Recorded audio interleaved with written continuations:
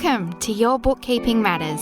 I'm Lisa Turner, bringing you short and snackable weekly episodes on bookkeeping and business matters in an easy to understand way so you can be in control and confident that you know your bookkeeping matters. Let's dive into this week's episode. Thanks for joining me on a fresh episode of Your Bookkeeping Matters. Today we're tackling the topic of effective strategies to crush your debt. And by crush, I mean remove it, avoid it, know which ones are most important, and put some steps in place to keep on top of them. If you're listening to the show for the first time and wondering how the heck I would know what I'm even talking about, well, I'm Lisa Turner and I'm a registered BAS agent with the Tax Practitioners Board here in Australia.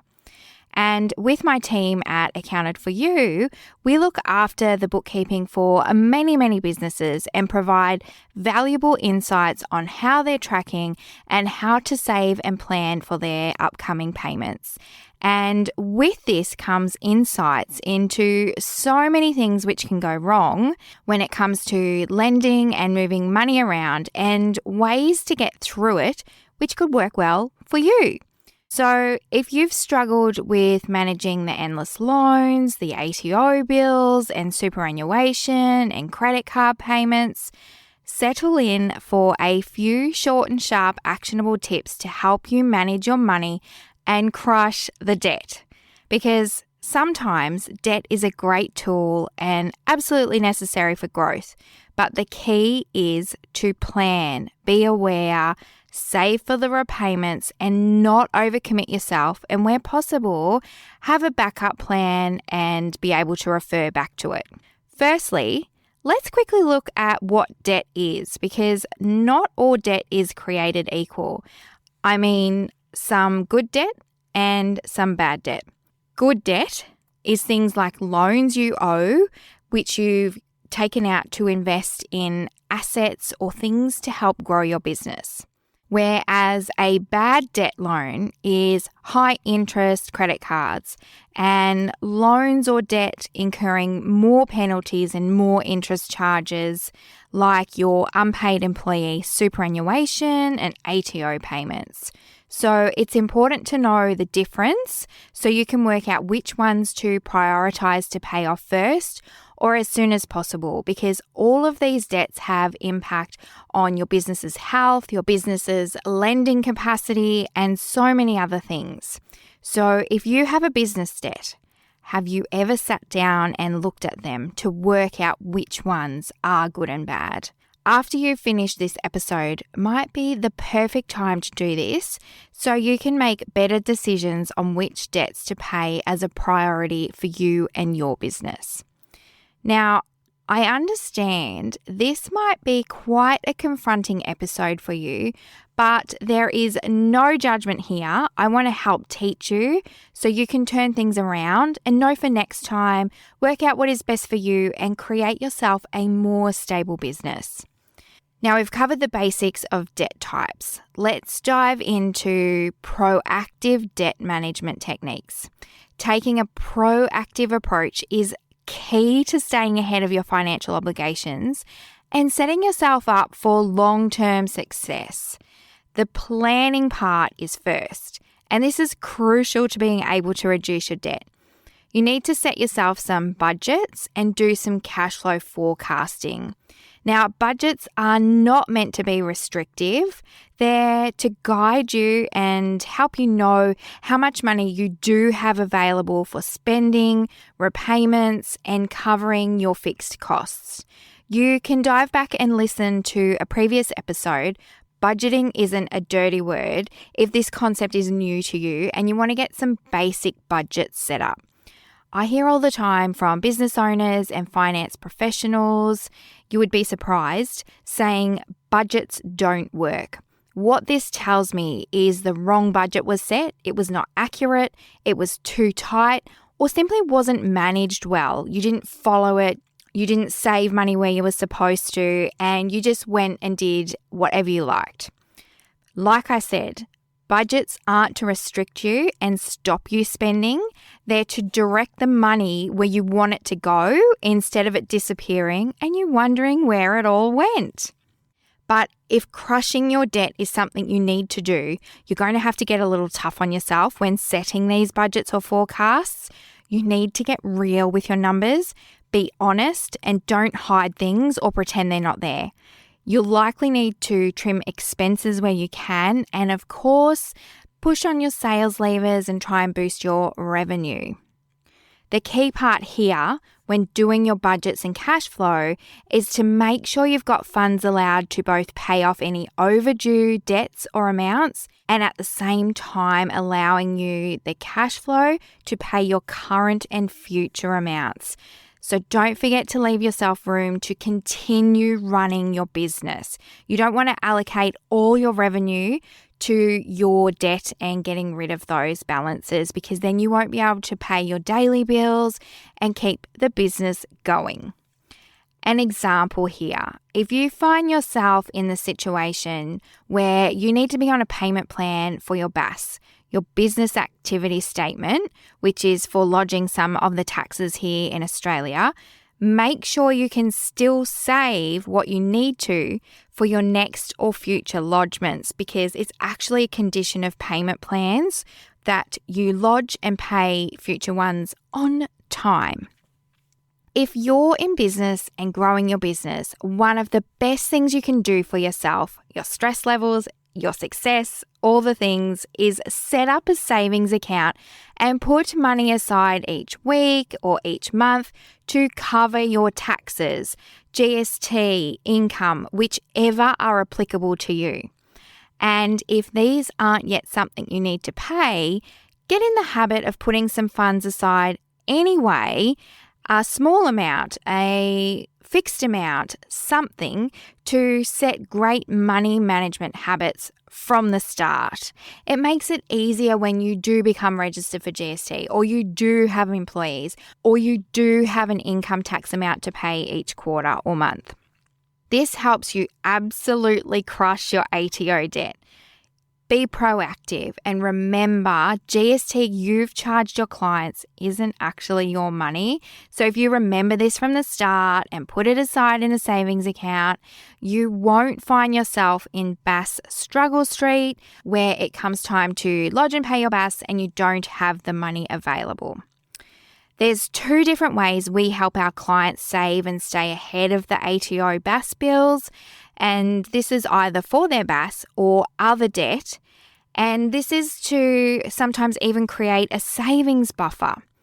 The two options: one, in between when lodgements are due, we give the business owner estimates so they know how they're tracking in terms of how much they owe so far for the quarter or the month, and they can pop it aside and safely know they're saving for those amounts.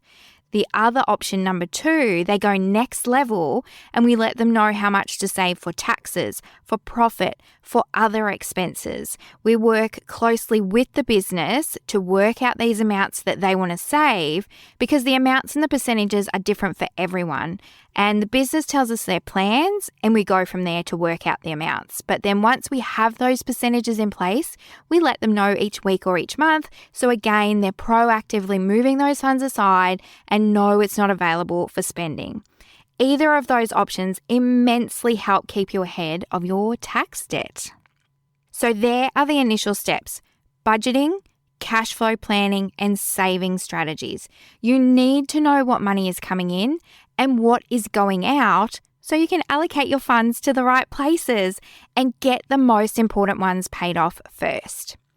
You then need to know which ones are those important ones, if they're either good or bad debt. And then lastly, that saving strategy to both cover the debts and save for future ones at the same time with at least one dedicated savings bank account. And yes, it can be a tricky balance to get these organised and on top of them and working out how much to save and how much you can spend. While these proactive measures lay the groundwork for your debt management, it's equally crucial to address any financial challenges which pop up along the way. So let's explore a couple of practical tips to help you through these challenges and staying on track, keeping that debt reduced. Now, these obstacles are bound to happen. So what can you do? First, refer back to your budget and your planning so you'll know which amounts need to be paid first, which ones are priority, which ones will incur penalties, which ones have the highest interest. And one of the worst things you can do is ignore them and bury your head in the sand because it will only build up, and so will your stress levels. A big example of a hurdle and what you can do if it happens to you. You didn't do your books for a long time, and I'm talking 3, 4, or 5 quarters behind in lodgements to the tax office. We have actually had many clients come on board with us in this scenario, and because their bookkeeping wasn't up to date, they hadn't lodged all their BAS, hadn't paid anything towards it, or even saved the money aside knowing the BASs were going to have to be paid one day, and they found themselves in quite a lot of debt to the ATO. One client, once we got them up to date, it was almost $200,000 they owed in GST and tax withheld from wages. That's eye-watering, right? Well, once we got all of the tax lodgements done and they had a chat with a very helpful person at the ATO and put a payment plan in place with weekly repayments. They never missed one, and with our strategic savings support, they were actually able to pay it off almost 6 months early. And the best part, because they'd paid it all off, didn't miss any of the next lodgements. They followed the plan and stuck to it. We were able to get all the interest charges that they had been charged and paid credited back to them. And that's huge. So please, don't get behind and think it won't catch you or it'll go away. Jump on it and crush the debt before it crushes you. The last thing I want to touch on, now you've got some planning and savings behind you, is ways you can accelerate getting control of your debt. And this is to look into some debt reduction strategies. Things like consolidating, refinancing, and professional financial advice. And what do I mean by this? Consolidation or consolidating is putting some small loans together that are all on different high interest rates and grouping them back into one bigger loan on a better interest rate. And this could also be refinancing by redoing the loans, either with the same bank on a different, better deal, or even changing banks to get a better deal. If you find yourself in a bad way with your debts and it is really stressing you out, there are many places you can reach out to for support, starting with your trusty bookkeeper. Let them know you're not sure where to go or what to do, and chances are they'll have already noticed things are not going well, and they can support you with ideas, resources, and guide you to other professional support like financial planners and even financial counselors. Because running a business is hard work, so don't ever feel embarrassed to ask for help. It is literally what your trusted advisors are here for. If you're after some tips to turn your business around financially, pop this old episode on your playlist. It's called Reviving Your Small Business Finances, Tips to Get Out of the Red and Into the Black. And this could help you boost revenue and get more cash in the bank to pay off those debts. Now again, to bring it home, if you're having cash flow difficulties and find the debt is piling up, please don't leave it and make sure you get professional support and advice. We're all here to help you get on top of these things. Everything I've said today is, of course, general and might not be what you need. So make sure you chat with your own advisor to work out your perfect next steps to pay off and crush those debts. Let me summarize the episode quickly for you. You need to do some budgeting and cash flow planning to dial in what you're spending and what you're saving to cover off the debts. You need to have a great savings plan in place to have funds aside for the debts when you need it. You also need to know which are your good debts and which are your bad ones, so you can prioritize which are the most important to pay off first or put the most effort into. If any obstacles come up, and they will, don't hide or ignore them. Refer back to your plan, and knowing which debts are most important helps you know what to do, and you can quickly make some changes where you need to. If you can or need to, look into some debt reduction or consolidation strategies like changing credit card providers to a lower rate and cutting up the card if possible, or refinancing a few loans together on a lower interest rate. And make sure you get professional help and support. Don't feel like you're alone in this. Business is hard enough.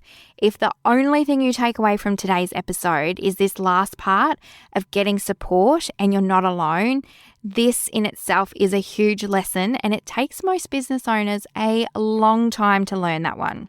Now, I hope you've picked up some strategies to help you through your debts and even implement some savings plans if you haven't already, because having a savings plan alone puts you ahead of most business owners who don't have a clue where they're at financially, and you want to crush your debt and be able to pay things when they're due.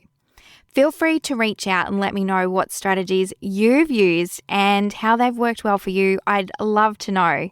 The best advice on a strategy I'd love to be able to go back in time and give to myself is to have the dedicated savings bank account from the start and not try and manage it all inside the one bank account. One of our stellar clients who came on board with us recently, where we take care of all her bookkeeping, was absolutely blown away when she received her first BAS estimate from us. She said, "Holy moly, this is so handy. I love working with you guys. You are freaking awesome." And it is feedback like this which encourages me to do this podcast for you, so you can also know how to do these little things which make a big difference in your lives and your business. So if you love this episode, I would be so chuffed if you left a review. And if you would like to jump on my numbers list, I'll keep you in the loop with important due dates, other strategies, tips, and financial snacks. Head to accounted4you.com.au/#numbers list. Have a fabulous day. Thanks for listening, and I will chat to you next week on business structure basics. I can't wait. Chat you then.